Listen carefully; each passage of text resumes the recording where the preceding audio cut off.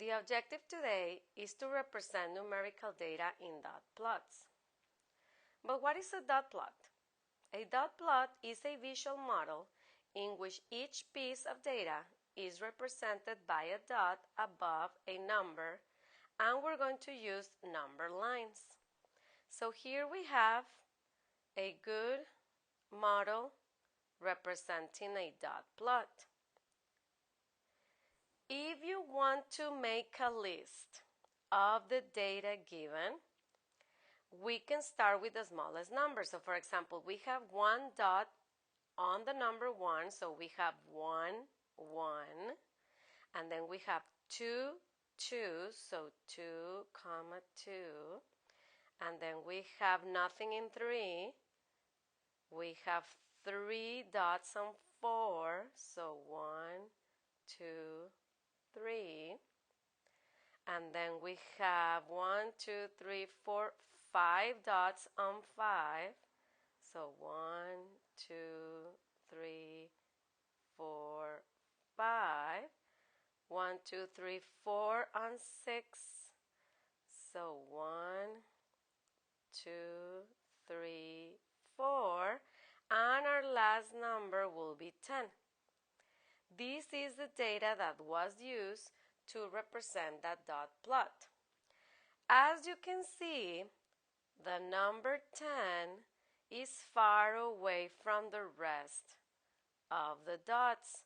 So that means that this number 10 is not common in our data, in the rest of our data. So we can call that one that is far away from the rest the outlier. And sometimes when we analyze data, sometimes we can get rid of it so we can work with the rest of the data.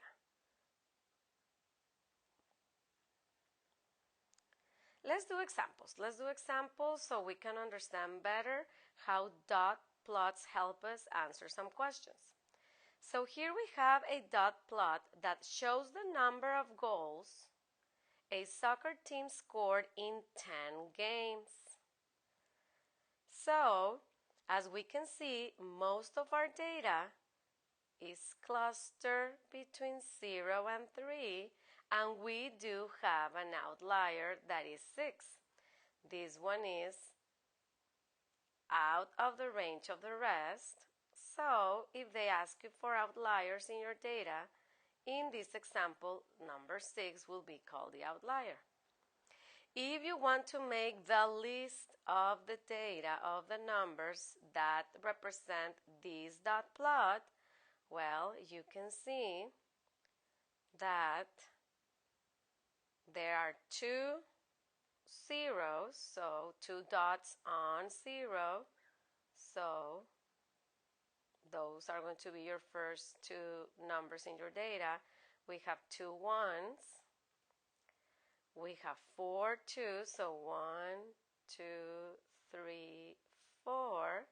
We have a 3, and we have number 6. And 6 is considered the outlier because it's far away from the rest of our numbers. Okay, let's answer some questions. Find the mode of the data given. Well, if you remember from our previous lesson, the mode is the number that repeats the most. So if you observe the dot plot, our tallest column will be the mode.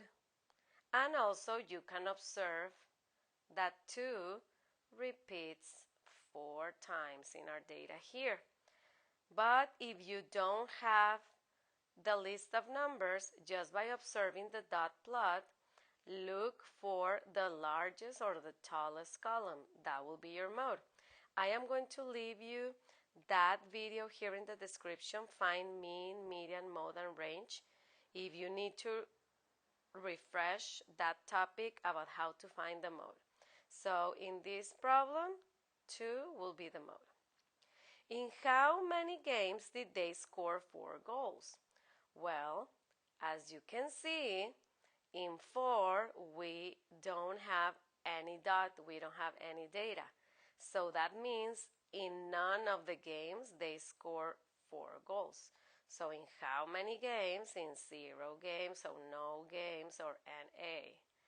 So you can see that here there's no data.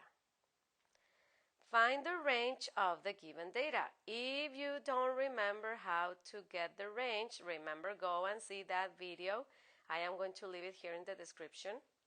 The range is how spread is our data, and that's how you are going to get it by subtracting the largest number in your data, that in this case is 6, minus the smallest in your data.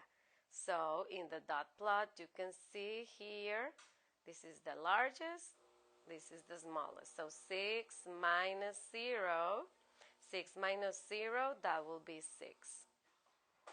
6 will be the range in our data. Let's try another example. Miss Sutherland surveyed a class to find out how many books did they read in a month, and the results are shown in the following dot plot. So as you can see, this number line represents how many books they read during a month. So let's answer some of the questions.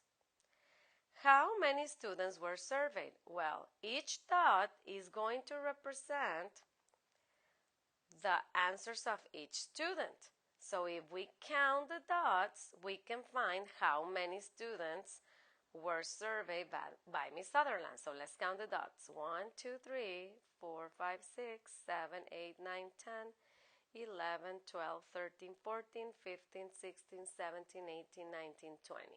So there are 20 responses, so that means that she surveyed 20 students. What about the next question? How many students read 4 or more books? So 4 or more books is represented by these data. So how many read 4 or more? Let's count these dots. 1, 2, 3, 4, 5, 6, 7, 8, 9, 10. So 10 students read 4 or more books. Look at the next question. What percent of the class read 3 or less books? So 3 or less books is represented by this data. And we want the percent. If you don't remember how to get percent, I also have a video about this objective on how to get percent. I'm going to leave it here in the description so you can go and practice that if you don't remember. So let's see, what percent of the class read 3 or less books? Let's count first how many students read 3 or less. So I'm counting the dots. 1, 2, 3, 4, 5, 6, 7, 8, 9, 10. So 10 students out of the total, that is 20, read 3 or less. Well, 10 is half of 20. So that's an easy percent to get, is 50%. But if you want to show the work and convert this fraction to the numerator 100 to find the percent, we can do the work here. So 10 times 5, that will be 50 hundredths. 20 times 5 is 100. And remember that a fraction over 100 represents percent. So again, we have 50%. Okay, so now is your turn. Here you have an example, and then you have a dot plot that represents the situation of this information, and then you might need to count the dots, observe the dot plot, and answer these 3 questions. At the end of this video, I am going to show you the answers, so you can get a piece of paper now, your notebook, pause, answer these questions, and when you're done, click play and go and check. Thank you. Don't forget to like this video, share, and subscribe.